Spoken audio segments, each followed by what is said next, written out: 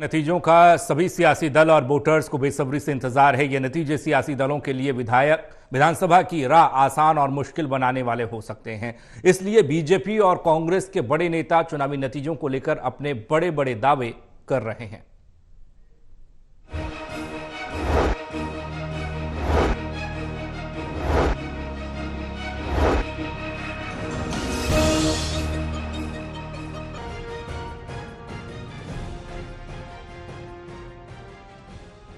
ये तो अब सभी को अंदाजा है कि 4 जून को आने वाले लोकसभा चुनाव के नतीजे प्रदेश के सियासी दलों के लिए दिल्ली से चंडीगढ़ की राह आसान करेंगे। यानी मुख्य दल बीजेपी और कांग्रेस में से 10 में से जिसके जितने नंबर आएंगे विधानसभा के लिए उसकी रैंकिंग वैसी मानी जाएगी।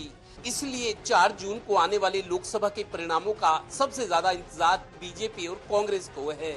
बाकी दो दलों को तो अपना चुनाव चिन्ह और पार्टी की मान्यता बचाने की फिक्र है। खैर 10 की 10 लोकसभा सीटें और करनाल की विधानसभा सीट 11 के 11 कमल खिलाकर हम 4 जून को मोदी जी की झोली में डालेंगे। ये अलग बात है कि मार्जिन वेरी करता है, अलग अलग जो कॉर्नर से रिपोर्ट आई है उसमें कहीं ज्यादा मार्जिन है, कहीं कम मार्जिन है। और न केवल पार्टी के लोगों की ओर से बल्कि इंडिपेंडेंट राय रखने वाले लोगों से भी हमने जो जानकारियां ली हैं उसमें 100% रिजल्ट ये भारतीय जनता पार्टी के फेवर में आ रहा है। आज हमने समीक्षा बैठक भी की है। उस समीक्षा बैठक में भी जो निकल करके आया है कि हरियाणा के अंदर 11 कमल के फूल बहुत बड़े मार्जिन के साथ वो खिल रहे हैं और आदरणीय नरेंद्र मोदी जी को तीसरी बार इस देश का प्रधानमंत्री बनाने में हरियाणा की जो 2019 में भूमिका थी वही भूमिका 2024 में हरियाणा के लोगों की रहेगी।